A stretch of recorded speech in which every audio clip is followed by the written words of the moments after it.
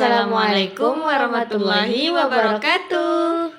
Perkenalkan, saya Siti Jumiati. Saya Dini Ramadhani.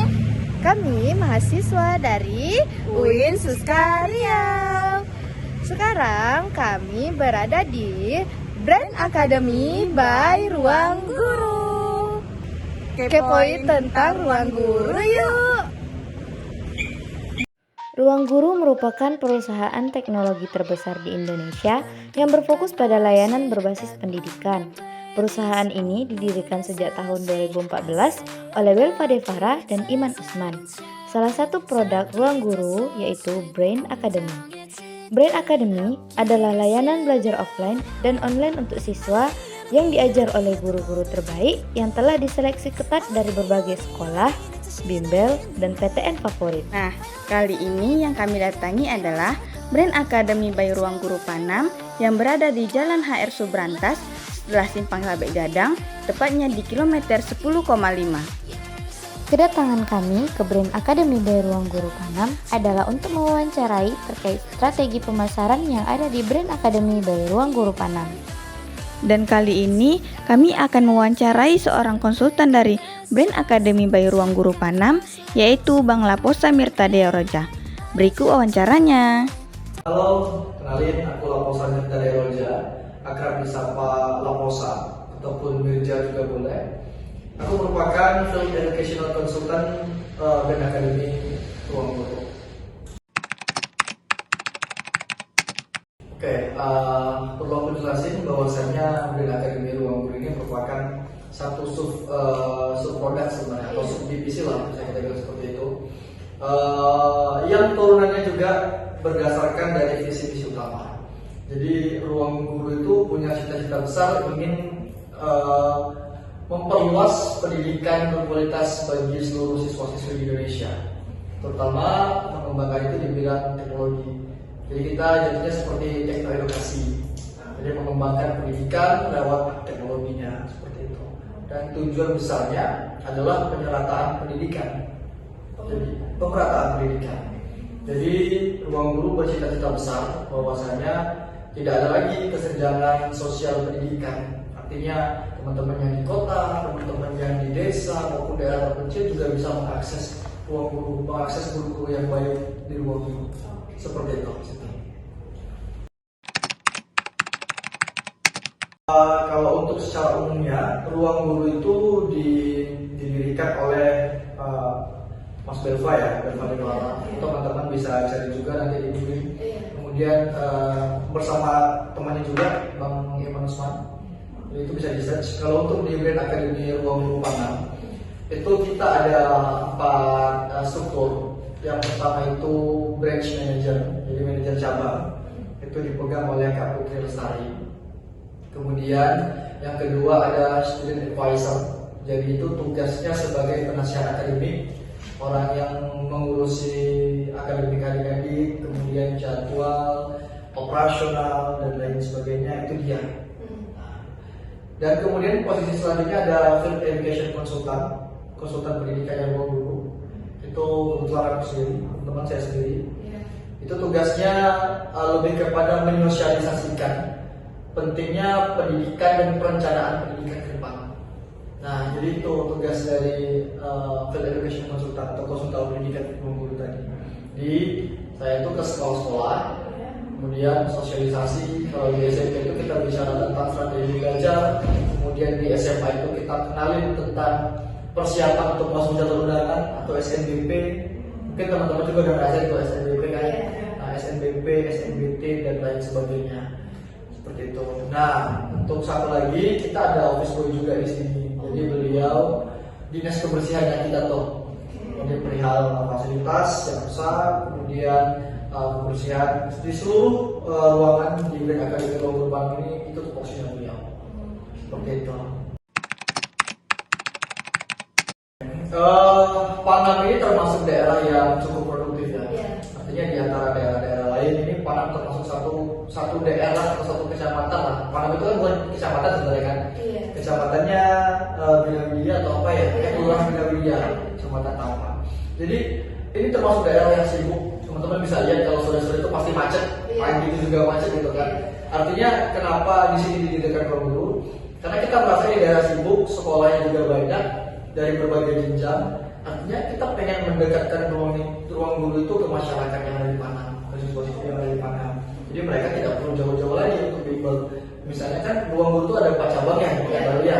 Di Panam 1, di Soekarno Hatta 1, di Jalan Mustika 1, dan Imam Bonjol 1. Jadi kalau melihat itu cukup ini sih, semangat adik-adik untuk bimbel itu cukup tinggi. Artinya mereka makin lama makin sadar nih. Kalau mungkin kita dulu yang penting udah lulus sekolah tuh udah belajar nggak belajar lulus juga gitu kan. Tapi sekarang mereka udah merasa nggak cuma lulus nih, nggak cuma belajar, aku perlu memastikan nilai aku tuh naik setiap semester. Nah jadi adik-adik kita sekarang generasi Z akhir dan generasi alpha gitu kan, mereka udah mulai merasa penting untuk belajar. Nah makanya siswa di cabang ruang guru Panam ini cukup banyak juga. Sekarang mungkin sampai 90. Ini baru semester pertama ya, baru semester pertama, dan semester kedua akan naik lagi. Apalagi dia menjelang UTBK. Nah seperti itu, semangat luar biasa. Tentunya semakin menabung, semakin banyaklah siswa-siswa yang ingin bergabung ke ruang guru, baik itu secara offline di ruang guru Panam ataupun secara online, menjadi pengguna aplikasi ruang guru seperti itu. Ini menarik teman-teman, karena seperti yang saya bilang di awal, bahwasanya ruang guru ini mengembangkan strategi pendidikannya lewat teknologi. Nah, kita percaya semakin hari teknologi itu akan semakin maju. Nah, jadi ruang guru itu masuknya di sana. Kalau pendidikan formal, adik-adik itu harus datang ke sekolah, belajar, pulangnya siang atau sore. Tapi ruang guru menghadirkan kemudahan belajar. Mereka mau dimanapun mereka tetap bisa belajar. Nah, di aplikasi ruang guru tuh. Jadi kita masuk di sana. Tidak ada lagi istilah siswa itu mengalami kendala belajar. Misalnya kalau case yang inilah, case yang umum, hujan bang nggak bisa sekolah, daerah aku banjir bang, gitu kan, air naik, gitu kan. Nah, mereka nggak ada alasan untuk nggak belajar. Kita sediakan ruang belajar itu di rumah, seperti itu. Jadi di ruang belajar itu ada juga fitur namanya ruang uji. Jadi mereka juga bisa tes kemampuan mereka. Pelajaran biologi mereka bisa uji di sana. Soal-soalnya pun sudah kita sesuaikan.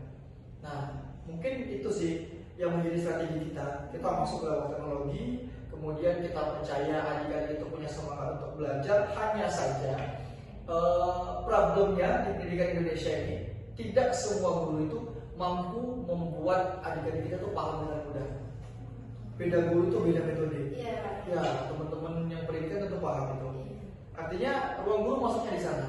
Makanya ada satu sektor khusus namanya tim akademia. Itu yang menyeleksi seluruh calon guru yang ingin mengajar atau jadi master teacher-nya ruang guru.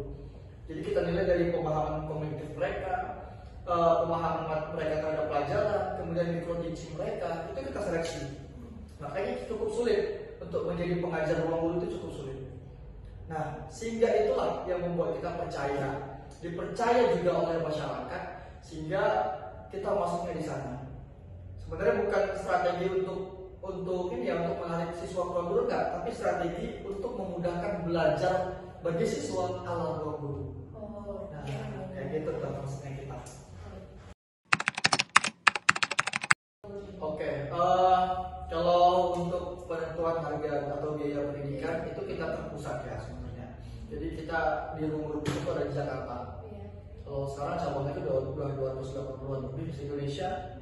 Dan ini pun bakal nambah cabang lagi nih untuk di Riau University, bakal ada nanti cabang baru. Nah, jadi sistem penentuan biayanya itu tentu kita sesuaikan sama pendapatan masyarakat. Oke, jadi tentu akan sejalan. Kita ingin pengajar yang berkualitas, kemudian kita ingin fasilitas yang baik, kemudian sistem belajar juga yang baik, itu akan sejalan sama pendapatan masyarakat. Jadi itu urusannya orang-orang finansial sebenarnya. Nah, penentuan harga itu. Nah, tapi yang paling penting untuk menarik animo atau semangat adik-adik itu kita sering adain voucher gratis, voucher potongan harga, kemudian kelas gratis di sini seperti itu. Nah, kalau untuk biayanya itu beragam. Jadi kita ada program belajar yang cuma 500.000 itu ada, namanya ruang belajar. Nah, dengan 500.000 itu 500.000, si adik itu bisa belajar selama 1 tahun penuh. Ya, misalnya dia berlangganan di hari ini gitu kan, di hari ini di bulan Desember, dia masih bisa akses aplikasi itu sampai Desember tahun depan. Itu ruang belajar tuh. Nah, itu yang awalnya itu berangkat dari situ. Artinya 500.000 kita bagi selama 12 bulan itu cuma berapa gitu kan? Mungkin malah lagi kuota adik itu gitu kan, yang beli paket gitu kan.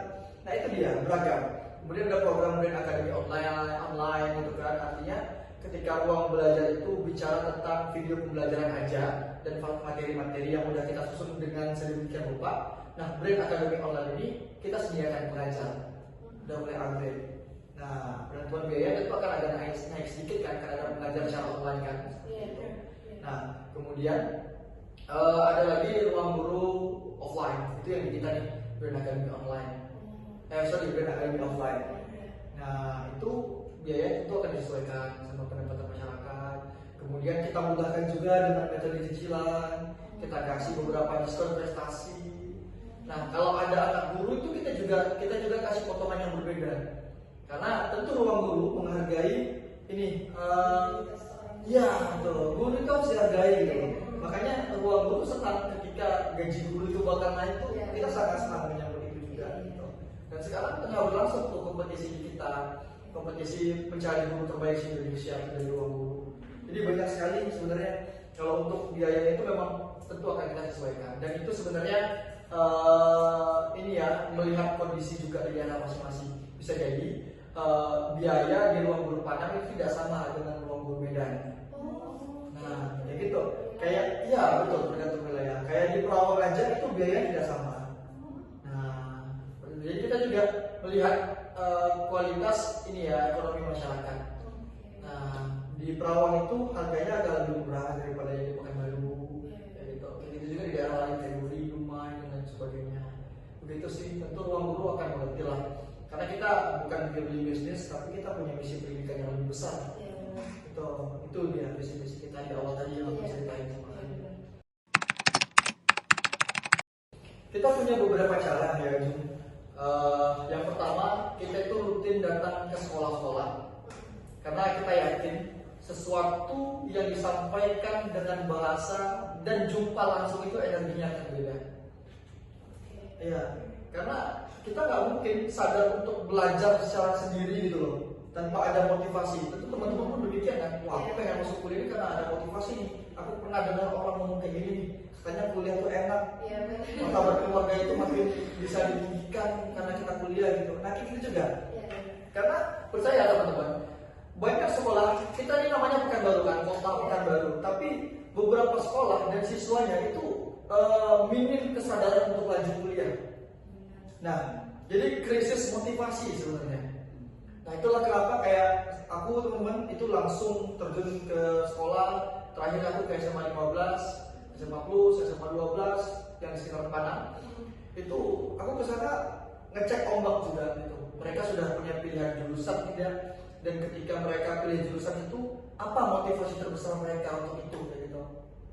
Nah, jadi jurusan mereka itu benar-benar akan membawa mereka menuju kesuksesan atau tidak gitu. Itu sebenarnya. Karena banyak kan kasusnya kan, teman-teman yang kuliah tiba-tiba kuliahnya malas-malasan, demotivasi, tiba-tiba demo, tiba-tiba nikah gitu kan. Ya, banyak sekali. Nah, kita menghindari itu. Nah, karena makanya kita sampaikan kalau di SMP itu kita sampaikan teknik belajar yang jitu seperti apa gitu. Kita demo juga aplikasi ruang guru itu seperti apa kemudahan yang ditawarkan. Nah, di samping itu tadi kita sosialisasi ke sekolah, kita juga sering ini sih ngajak adik-adik kita itu untuk trial class datang ke ruang guru atau nanti mereka langsung masuk tuh diajar sama master teacher ruang guru. Itu juga strategi promosi kita.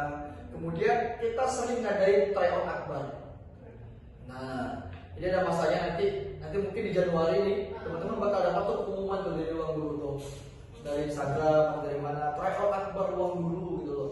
Nah, dari situ adik-adik kita bisa menguji kemampuan mereka. Itu gratis. Itu gratis. Nah, itu gratis. Tryout akbar itu gratis. Jadi mereka tahu nih skor mereka ada berapa. Nah, setelah itu perihal mereka ingin belajar di ruang guru atau tidak itu kita pulangkan lagi ke mereka. Nah, di samping itu kita juga sering mengadakan kegiatan kolaborasi. Kayak di sekolah kita sering tuh open group juga. Sometimes kita itu kita ke CFD, kita di sana seperti flaring. Kemudian kita juga beberapa kali ada kegiatan event di mall, itu kita hadir di sana gitu. Jadi beragam. Segala sektor itu bisa dimasukin di ruang guru. Dan juga sektor-sektor digital sekarang kan. Teman-teman mungkin lihat Instagramnya ruang guru Padang itu kita udah mulai aktif tuh untuk buat konten-konten kreatif yang kocak-kocak gitu. Karena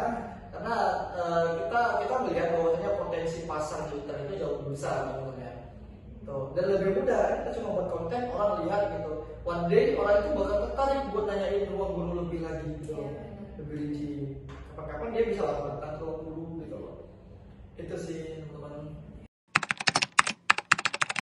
Oke, kalau untuk pengembangan sumber daya manusia itu salah satu faktor kenapa ruang guru itu bertahan sampai sekarang. Di antara bimbel-bimbel online yang lain itu pada berkembangan pada masa COVID, setelah COVID dan lain sebagainya, ruang guru malah grow up. Kita malah bertambah banyak cabangnya gitu loh, malah bertambah banyak. Nah, salah satu yang dijaga ruang guru adalah kualitas stakeholdernya, kualitas staffnya, kualitas pengajarnya. Makanya kita rutin dari segi pengajar yang pertama, kita rutin melaksanakan evaluasi terhadap master teacher-nya. Kemudian kita cek kemampuan mereka, nutrisinya seperti apa, gitu. Kita menjaga itu dan kita sangat terbuka apabila orang tua ada memberikan saran dan lain sebagainya ke kita untuk membangun itu, kita sangat terbuka. Nah, selain itu ruang guru itu rutin melakukan training. Jadi kayak aku baru minggu lalu itu di training, artinya untuk mempersiapkan open guru nanti apa aja nih hal-hal yang harus dilakuin. Itu training itu, kemudian training sosialisasi ke sekolah-sekolah bagaimana. Kemudian kita juga secara ketat menyeleksi apabila ada teman-teman dari luar yang melamar ke ruang guru, itu kita seleksi secara ketat. Kemampuan public speakingnya dia, psikologisnya dia, pemahaman dia terhadap perkembangan dunia pendidikan. Nah itu, jadi rutin banget. Wah, kalau teman-teman one day berkesempatan juga kerja di ruang guru, itu bakal padat banget trainingnya, cukup banyak trainingnya. Baik itu training online dari pusat langsung maupun training offline. Nah itu dia. Jadi memang banyak banget trainingnya. Berarti kalau trainingnya dikumpulkan di satu tempat dan itu dari pusat langsung? Itu ya, ada yang dari pusat langsung, ada yang kita lakukan secara online. Sekarang kan udah banyak ya di sini Zoom meeting gitu. Nah, kebanyakan kita trainingnya dari Zoom meeting aja karena menghemat biaya kan bun. Nah, gitu. Jadi ini cukup besar ya. Artinya satu-satunya perusahaan bimbingan belajar berbasis teknologi terbesar di Indonesia itu memang ruang guru. Ya, ada sebagian bimbel yang bimbel offline tatap muka langsung itu sekarang bertransformasi juga punya sistem online-nya sendiri. Tapi sampai sekarang ini tidak berpihak, tapi ini fakta. Belum ada yang bisa menyaingi kompleksitas dan ini ya fitur-fitur lengkap dari aplikasi ruang guru itu sendiri. Nah, jadi mungkin itu yang membuat kita masih tetap eksis sampai sekarang. Nah, manajemennya itu tentu terpusat. Kita satu komando teman-teman dari ruang guru pusat. Jadi segala kebijakan itu langsung cepat diaplikasikan ke cabang masing-masing. Kayak ini di kita ruang guru Padang itu bakal buka kedinasan. Setelah sebelumnya kedinasan untuk adik-adik yang pengen masuk sekolah kedinasan itu kita akan buka ini. Nah sebelumnya kita udah berhasil tuh buka kelas untuk CPNS dan masanya juga lumayan banyak kemarin itu. Nah harusnya satu kali pembukaan kelas itu cuma satu batch, ini satu pembukaan kelas itu bisa sampai 4 batch. Jadi 4 kelas langsung penuh seperti itu. Nah kayak gitu. Jadi kita di ruang guru Padang ini dikomandoi langsung dari branch manager Kak Putri Lestari tadi. Kemudian kalau itu soal-soal tentang marketing itu mungkin jatuhnya akan ke aku teman-teman. Kalau itu soal tentang akademik, tentang siswa, tentang update terbaru pendidikan Indonesia itu ke Kak Fani namanya, Lukiana Fani. Nah dia sebagai advisornya untuk itu sih. Makanya Cukup baik. Aku sendiri secara pribadi ruang guru ini sangat-sangat termanajemen teman-teman. Dan kita juga ditreat sebagaimana karyawan yang vibe-nya itu semangat dan positif. Nah kayak gitu. Mungkin itu ya bedanya perusahaan yang lain. Mungkin kita akan suntuk gitu kan, laptop aja gitu kan, buka dokumen. Tapi di ruang guru enggak. Sangat seru. Kita punya agenda bareng sekolah, kita punya agenda bareng siswa, kita punya agenda bareng kelas-kelas yang lain seperti itu. Banyak sekali. Makanya tidak hanya ini ya, tidak ada bimbingan belajar. Tapi di samping itu ruang guru juga punya kelas-kelas alternatif. Kayak ada klub hobinya nih, jadi teman-teman yang suka baca buku tuh kita ada telegramnya, telegram klub hobi. Jadi teman-teman bisa tukar buku yang sedang dibaca sampai sebegitunya. Nah, ya sampai seluas itu gitu loh. Jadi mereka nggak cuma datang belajar, tapi mereka punya dunia yang lain juga yang bisa mereka kembangin gitu dengan teman-teman online ya gitu kan, gitu. Secara manajemen seperti itu. Dan satu hal lagi yang mungkin membuat ruang guru itu sukses sampai sekarang itu karena apresiasi yang besar terhadap kemajuan pendidikan. Nah, di samping kita menyediakan bimbel, kita juga apresiasi. Teman-teman tahu kan program COC, Class of Champion kemarin? Nah, itu wujud apresiasi kita tuh terhadap mahasiswa secara nasional maupun yang ada di luar negeri juga. Nah, termasuk yang sekarang yang akan berlangsung nanti itu apresiasi terhadap guru-guru. Ya, iya, nanti kemampuan guru-guru itu ada tesnya memang, ada tesnya, tes tertulis, kemudian tes wawancara barangkali kalau tidak salah. Jadi akan diapresiasi nih dalam kategori tanda kutip guru terbaik di Indonesia. Ala ruang guru itu ini gitu. Makanya karyawan ruang guru itu semangat. Pengajar ruang guru itu pada semangat. Nah, itulah tadi hasil wawancaranya. Nah, gimana sobat mahasiswa? Bagus kan ruang guru? Maka dari itu, yuk ikut bergabung menjadi bagian dari ruang guru. Sekian video dari kami. Terima kasih sudah menonton. Bye-bye.